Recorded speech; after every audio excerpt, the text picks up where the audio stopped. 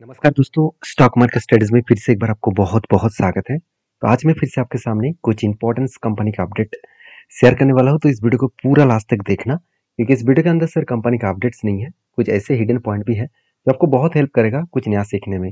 तो मेरे वीडियो हमेशा सीखने के लिए होते हैं, तो प्लीज इस वीडियो को एज एजुकेशन पर्पज में ही लेना। तो सबसे पहले मैं बात करूंगा डीसीबी बैंक के ऊपर। तो बहुत दिनों से मैं इंतजार कर रहा हूँ और मुझे लगता है थोड़ा सा इंतजार और भी करना पड़ेगा, क्योंकि एक रेंज बन रहा है। एक रेंज जो बन रहा है, इस रेंज को अगर टच करे, लोअर रेंज को टच करे, तो मैं यहाँ पे एंट्री लूंगा और मेरा टारगेट इस हाई लेवल तक रहेगा। तो ये रेंज के जो बारे में जो बात कर रहा हूँ, वो रेंज किस तरीके से बना है, उसका स्ट्रेटजीज क्या है, वो मैं आज आपको सिखाऊंगा। उससे पहले आप इस कंपनी के ऊपर मैं क्यों टेल लूंगा, उसके बारे में सबसे पहले जान लीजिए। देखिए, किसी भी कंपनी के ऊपर काम करने से पहले मैं जो चीज़ देखता हूँ, पहले कंपनी का वैल्यूएशन। तो वैल्यूएशन कितना है वो देखना सबसे इंपॉर्टेंट है। तो यहाँ पे आप देख सकते हैं कि कंपनी का वैल्यूएशन जो है वो बहुत सस्ते में है। तो एक बेस पॉइंट है मेरे लिए, क्योंकि कोई भी कंपनी के ऊपर निवेश करने से पहले उसका वैल्यूएशन चेक करना बहुत इंपॉर्टेंस है। क्योंकि वैल्यू इन्वेस्टिंग में आपको हमेशा वॉरेन बफेट जी ने एक बात कहा, उस बात को याद रखना है कि अगर आप सही तरीके से अच्छे कंपनी ढूंढ पाए और वो भी सस्ते वैल्यूएशन में, तो उससे बड़ी चीज़ और कुछ हो नहीं सकता। तो कंपनी के ऊपर जो परफॉर्मेंस है उसके बारे में बात करें, तो कंपनी के ऊपर कर्जा अच्छा खासा है, कंपनी इनकम भी अच्छा खासा कर रहा है। तो कर्जा लेने के बाद इनकम करना थोड़ा सा जोखिम वाला बात हो जाता है। फिर भी कंपनी इतना ज़्यादा डेप्थ लेकर अच्छा खासा कंपनी इनकम भी कर रहा है। तो 500 करोड़ के इनकम, और वो भी 4000 करोड़ के मार्केट कैप के कंपनी में, तो एक अच्छी बात है। और बेसिकली कंपनी का क्वार्टरली रिजल्ट में इस बार कंपनी रिजल्ट जो पब्लिश किया वो मुझे बहुत शानदार लगा। ये कंपनी का जो रेवेन्यूज है वो 1100 से लेकर 1400 तक चला गया है। अभी उसी तरीके से इंटरेस्ट को भी कंपनी पेमेंट किया, उस बेसिस में कंपनी का नेट प्रॉफिट 142 करोड़ से 156 करोड़ तक देखने को मिला। मतलब बेस्ट तरीके से एक नेट प्रॉफिटेबिलिटी यहाँ पे ग्रोथ होता देखने को मिला है। अभी एक चीज़ों को पहले समझिए, एक चीज़ों को सबसे पहले समझिए कि gross NPA and net NPA दोनों के बारे में चर्चा करूँ, तो जो ग्रॉस एनपीए है वो आप देखेंगे तो कंपनी के ऊपर जो पहले 4% के आसपास हुआ करता था, आज वो 3% हो चुके हैं। और जो नेट एनपीए है वो 2.5% के आसपास, 2.5% के ऊपर हो गया था। अभी वो घट के सिर्फ 1.11% के आसपास हो चुके हैं। मतलब एनपीए बहुत हद तक कंपनी कम किया है। अभी भी एनपीए है, ज़्यादा है। 1% मतलब बहुत ज़्यादा है। हमेशा मैं देखता हूँ 0.50 0.60 के नीचे है तो ठीक ठाक है एनपीए। तो फिर भी 1% की एनपीए है तो कोई बात नहीं, इसको एक कंसिडर मैं जरूर करूँगा। और बेसिकली कंपनी के ऊपर जो बैलेंस शीट है वहाँ पे देखेंगे तो रिजर्व हर साल बढ़ते चले गए, और कंपनी का बोरिंग्स भी हर साल बढ़ता चला गया। तो कोई भी बैंक के लिए बोरिंग्स बढ़ रहा है तो मतलब बेस्ट पॉइंट है। और इस बोरिंग्स बढ़ने के बाद कंपनी प्रॉफिट हर साल अच्छा खासा कर रहा है, तो मेरे हिसाब से एक बेस्ट अपॉर्चुनिटी है। अभी मैंने किस जगह पे अपॉर्चुनिटी लिया, उससे पहले कंपनी की एक अपडेट में आपके साथ शेयर करूंगा। देखिए, कंपनी की जो मतलब India's DCB bank heavily traded posted quarter 4 result, मतलब हाई ट्रेडेड हो रहा है, बहुत ज़्यादा बाइंग हो रहा है। ये बात मैं नहीं बता रहा हूँ, आप खुद ही देख सकते हैं। आईसीआईसीआई उन्होंने खुद कहा कि आप एक अपस्टैंड देखने को मिलेगा, और इसके लिए बाइंग ट्रेंड एक दिया गया है। तो बेसिकली डीसीबी बैंक के बारे में चर्चा करूँ तो कंपनी इसके ऊपर एक टेक्निकली चार्ट पैटर्न बना है। वो बेसिकली यहाँ पे एक रेंज बना, इस रेंज के बेसिस में कंपनी के ऊपर लोअर सर्किट और अपर सर्किट के हिसाब से, सॉरी, लोअर साइड और अपर साइड के हिसाब से मैं किस तरीके से टेल लिया मैं आपको बताऊंगा। यहाँ पे देख सकते हैं कंटिन्यूसली बाइंग कैंडल बने, और कंटिन्यूसली जितने बाइंग कैंडल बने इसके बीच में कोई भी रेड कैंडल नहीं है। तो इसका मतलब इस रेंज को आपको मार्किंग करना है। अगर मार्किंग करने के बाद देखा जाए तो 20% के ऊपर ये रेंज बना है, तो और वो भी जो स्टार्टिंग पॉइंट है, मतलब जो लोअर साइड का जो फर्स्ट कैंडल है उसका लो जो है वो 200 डेज मूविंग एवरेज के नीचे है। तो एक बेस्ट पॉजिटिव पॉइंट यहाँ पे देखने को मिला है। इस तरीके से कोई भी अगर स्ट्रेटेजी बने, तो जब भी इस लोअर साइड को टच करेंगे, जहाँ पे एंट्री हुआ था उस जगह से टच करेंगे, तो मैं यहाँ पे एंट्री लूंगा।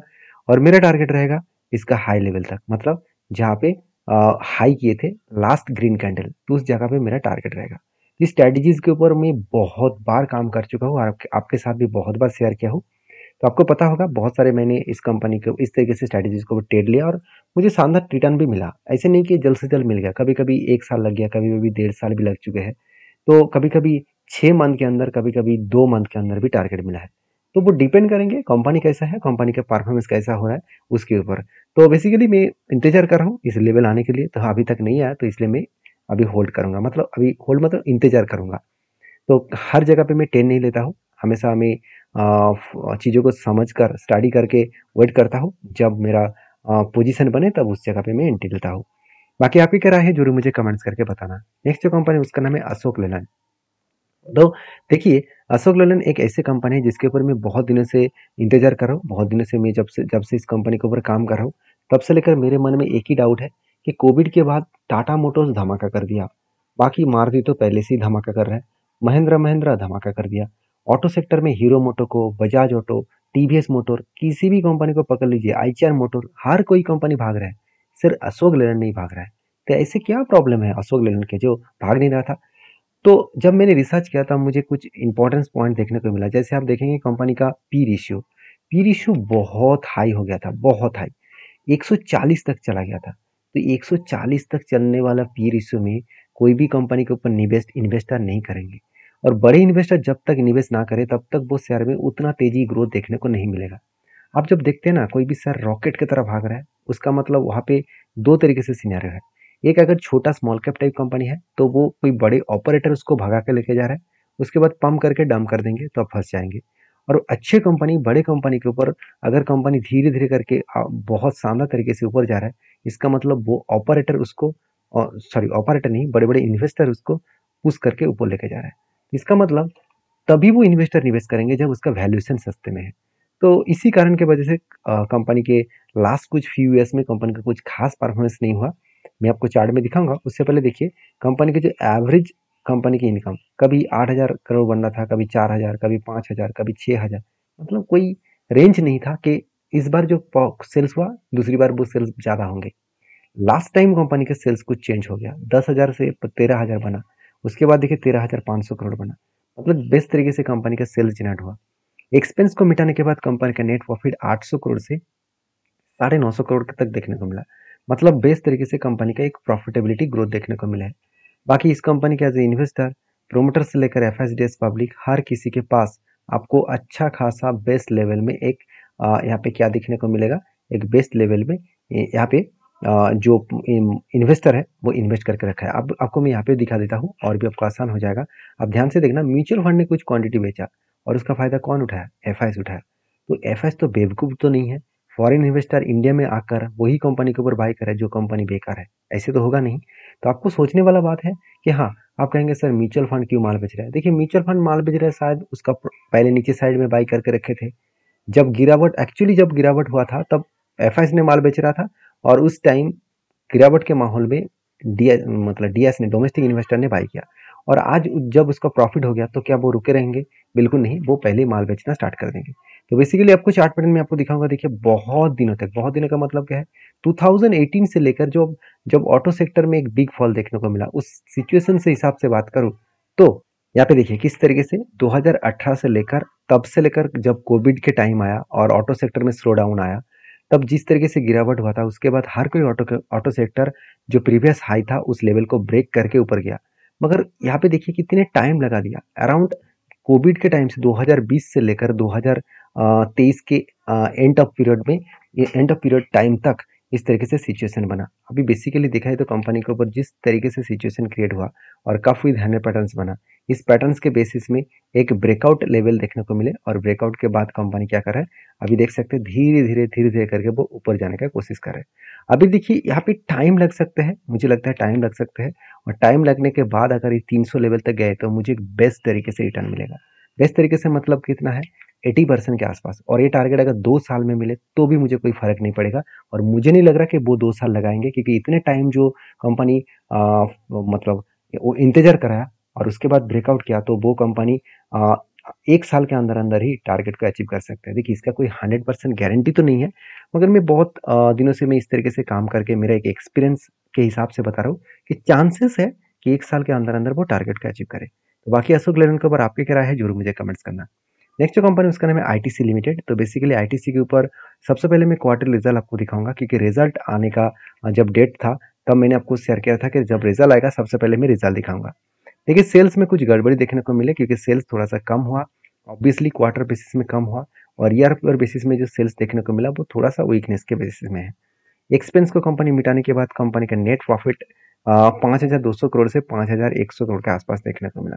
मतलब बेस्ट तरीके से कंपनी का नेट प्रॉफिट यहाँ पे देखने को मिले है।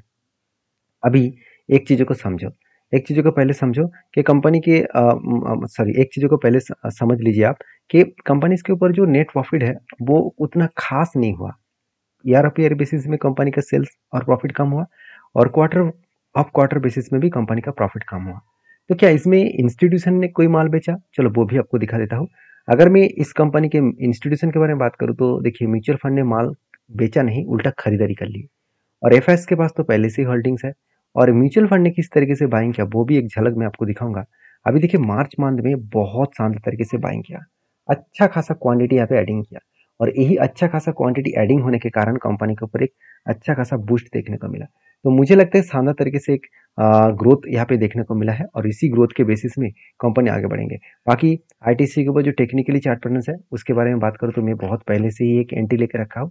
उस एंटी बेसिस में यहाँ पे एक बड़ा सा कफ विधान पैटर्न्स बना है, और उस बेसिस में जो टारगेट बना है, एक बहुत लंबा टारगेट लेकर चला हूँ, करीबन 583 के आसपास।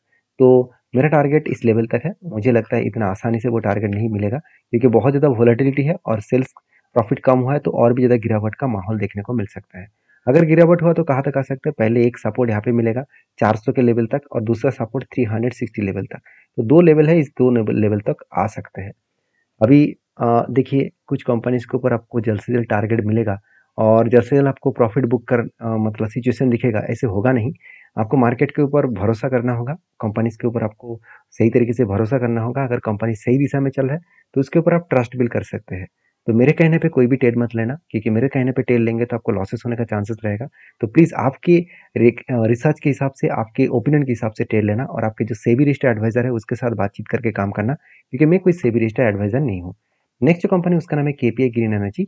तो बेसिकली इस कंपनी को वो जल्द से जल्द आपको स्प्लिट देखने को मिलेगा। 10 का फेस वैल्यू 5 बन सकते हैं, नहीं तो 1 बन सकता है। अगर 1 बने तो 1 के बदले आपको 10 शेयर मिलेगा, अगर 5 बने तो आपको 1 के बदले 2 शेयर मिलेगा। तो अभी डिपेंड करेगा कि कंपनी कितना स्प्लिट देने वाला है, तो उसके लिए आपको इंतजार करना पड़ेगा। तो मिलते हैं नेक्स्ट वीडियो में, तब तक के लिए धन्यवाद।